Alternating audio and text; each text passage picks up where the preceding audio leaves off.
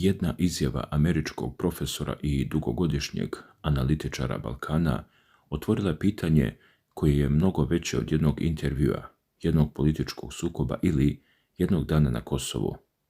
Daniel Server tvrdi da Srbija ne posmatra sever Kosova samo kroz ono što se događa danas. Prema njegovoj procjeni, Beograd gleda mnogo dalje, prati odnose velikih sila, budućnost američkog vojnog prisustva, snagu NATO-a u regionu i čeka promjenu međunarodnih okolnosti. Server je svoju tvrdnju formulisao veoma direktno. Prema njegovim rečima, jasno je da Srbija pod Vučićem čeka geopolitičku priliku u kojoj bi mogla da preuzme najmanje sever Kosova.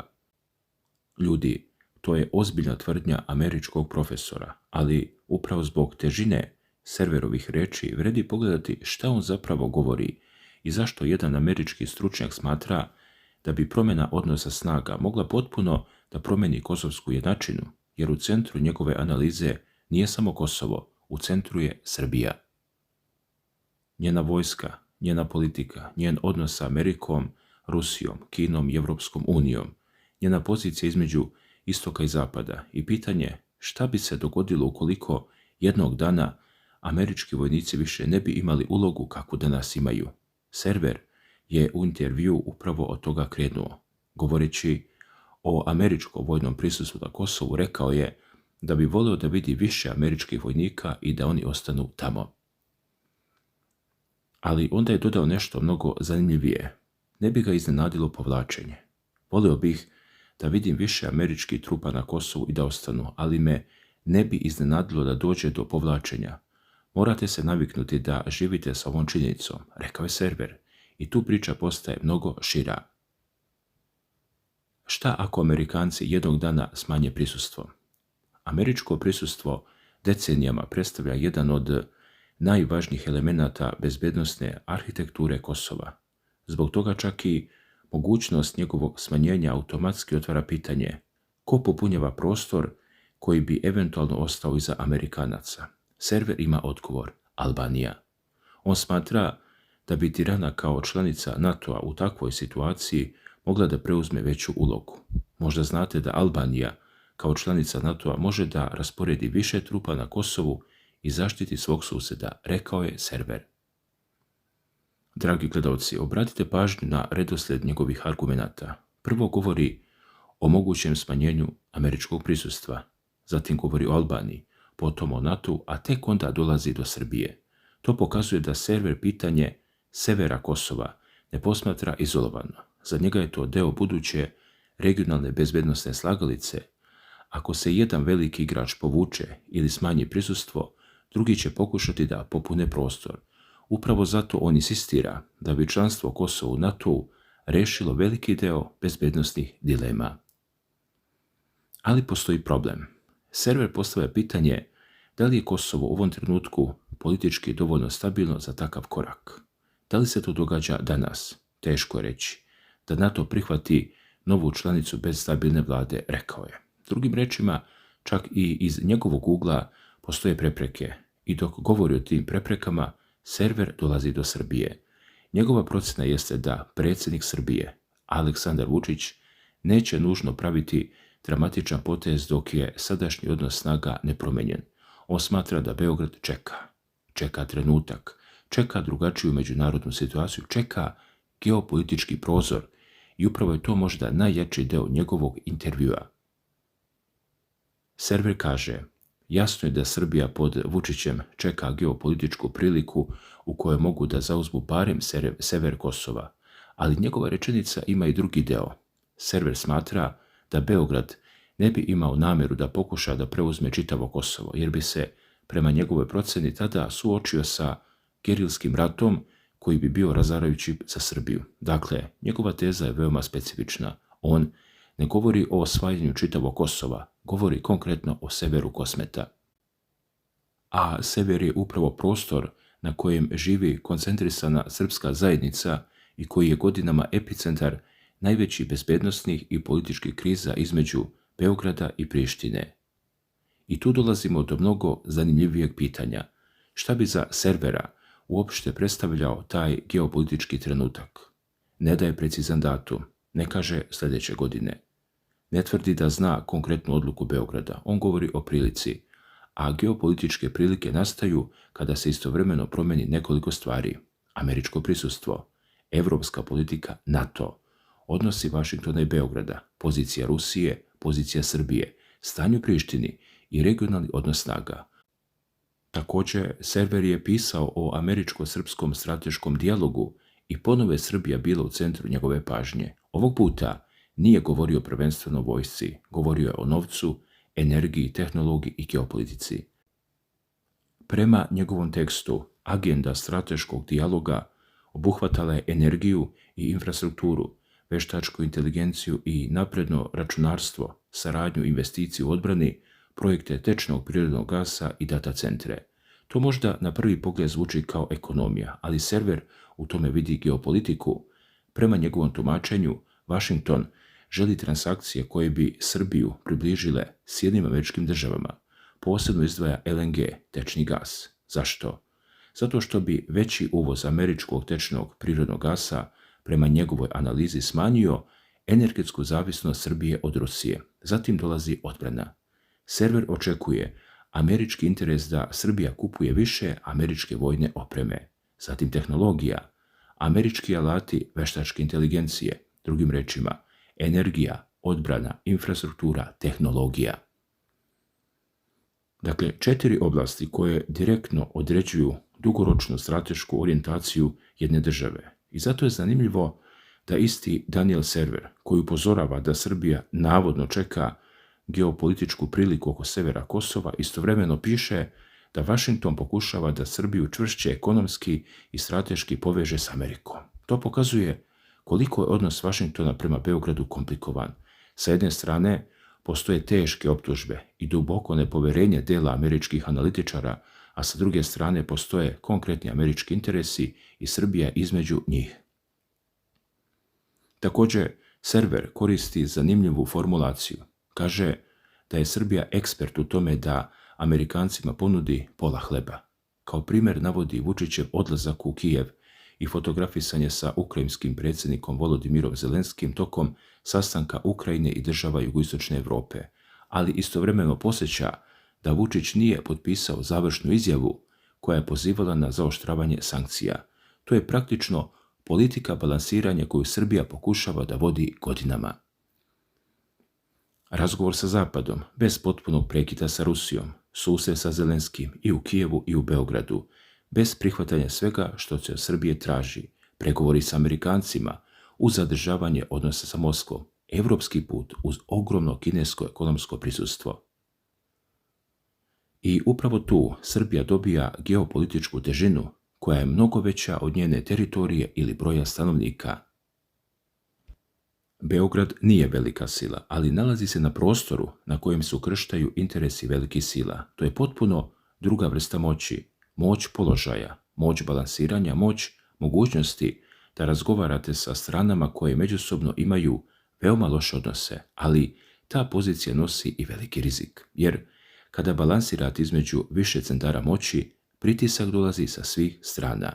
A šta je nestalo sa američkog dnevnog reda?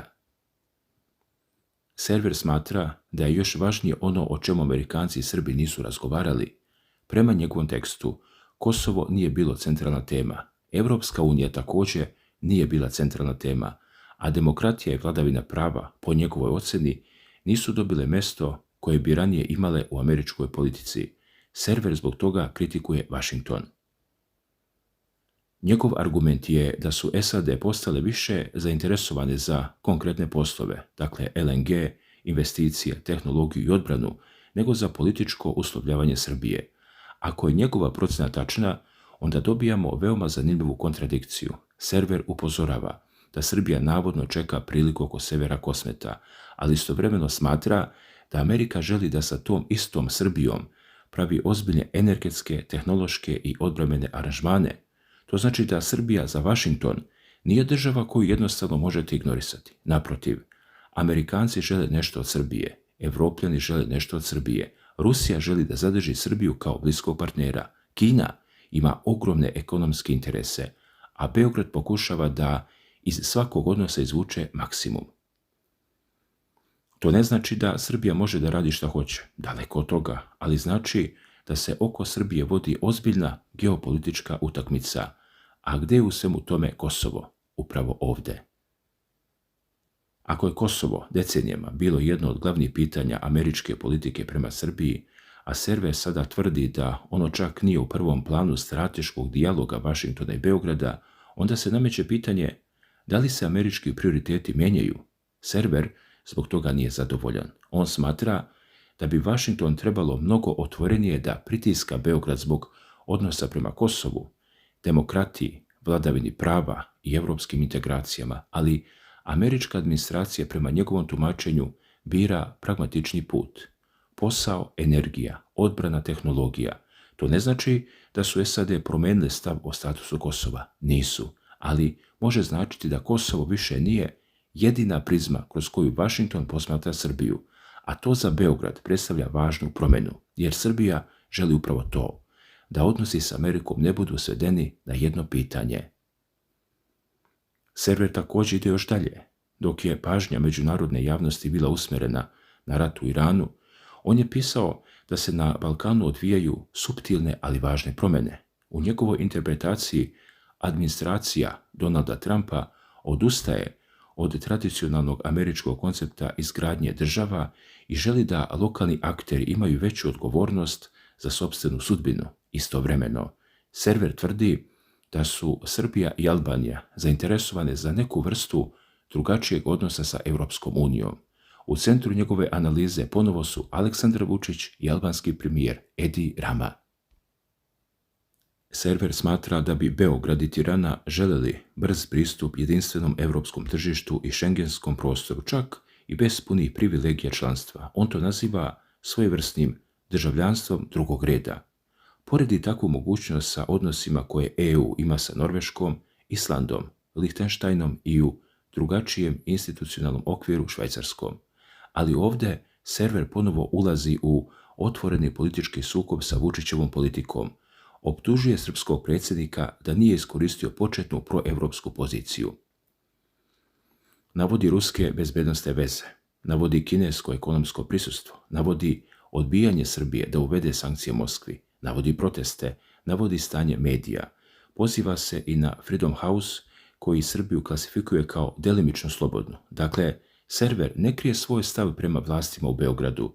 To je veoma važno kada analiziramo njegovu tvrdnju o Severu Kosmeta. On nije neutralni posmatrač bez političkog stava. On je analitičar sa jasno izraženim kritičkim odnosom prema Vučićevoj politici. Zbog toga njegove procjene treba predstavljati kao njegove procjene, ali ih ne treba ignorisati, jer Server decenijama prati Balkan i dobro poznaje način na koji deo političkog Vašingtona razmišlja o regionu. Još početkom januara 2026. godine Server je u intervju koji je objavio iznio možda svoje najteže ocjene o Srbiji. Govorio je o studentskim protestima, o vlasti Aleksandra Vučića, o Europskoj uniji, o Trumpu, Rusiji, Ukrajini, Kosovu, Bosni i Hercegovini i o Crnoj Gori, a posebno konceptu srpskog sveta. Server je tada rekao da je srpski svet za njega modernizovana verzija Velike Srbije. To je njegova formulacija i njegova politička interpretacija. On tvrdi da bi realizacija takvog projekta izazvala ozbiljnu destabilizaciju Balkana i zatvorila Srbiji vrata Europske unije.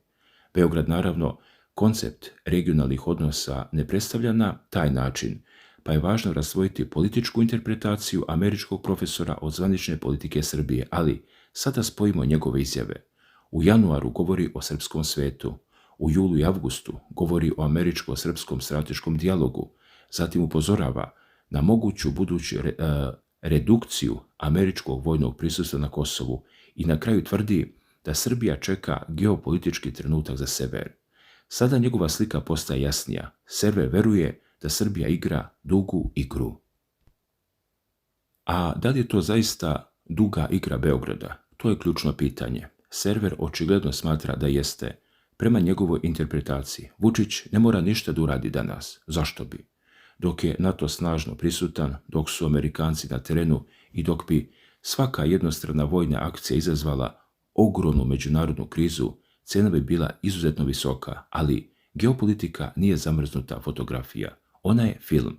Administracije se menjaju, ratovi počinju i završavaju se, savezništva slabe i jačaju, vojske se premeštaju, američki prioriteti prelaze iz Europe prema Bliskom istoku ili Indo-Pacifiku pa se ponovo vraćaju.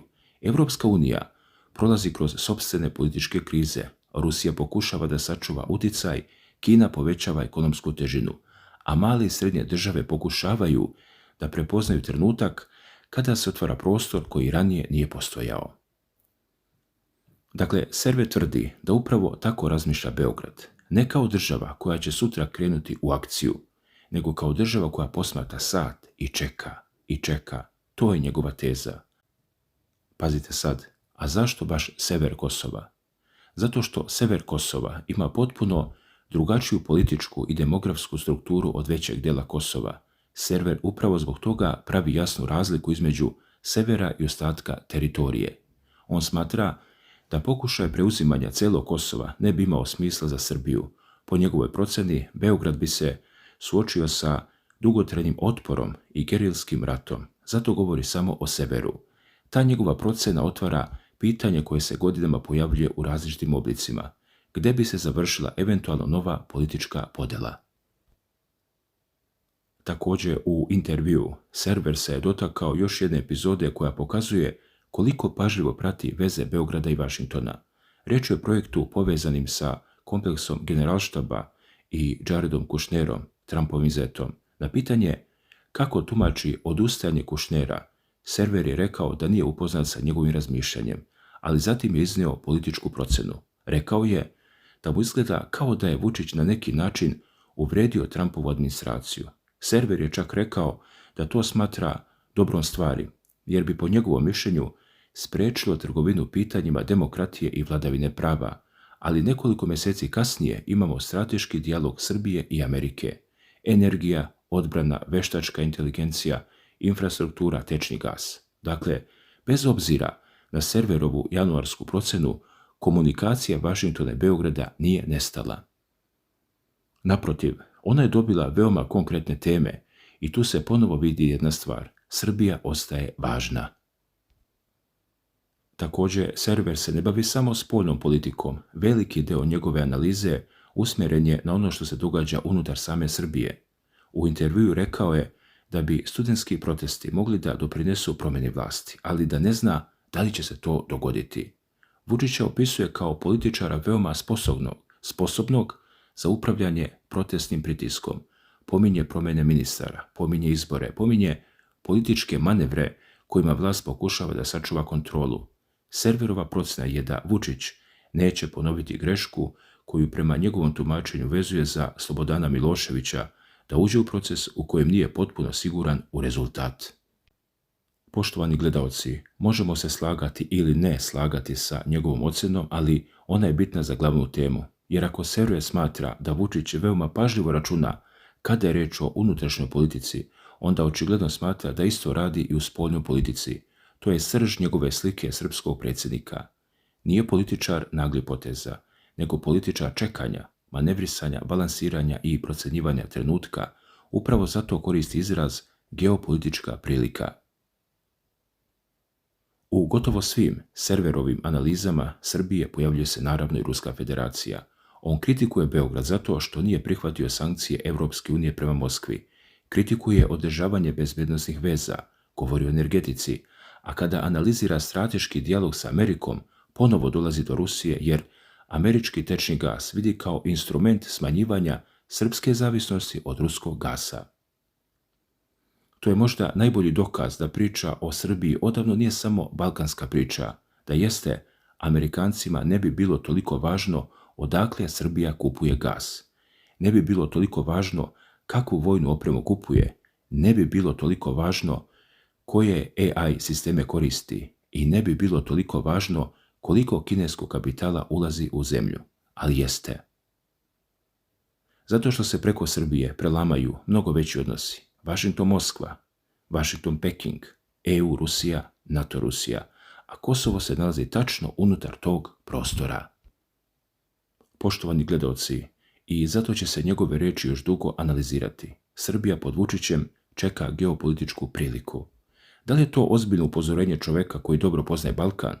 Politička možda poruka jednog izrazito kritičnog američkog analitičara ili signal da se čak i u Vašingtonu sve ozbiljnije razmišlja o tome kako bi Kosovo izgledalo u svijetu u kojem Amerika više nije prisutna na isti način kao prethodnih decenija. Jer ako taj dan nikada dođe, neće se promijeniti samo Kosovo, promijenit će se čitava balkanska računica, a tada će pitanje Srbije, severa Kosova, Albanije, NATO-a i američkog prisustva odjednom postati mnogo veće nego što izgleda danas. Hvala na pažnji.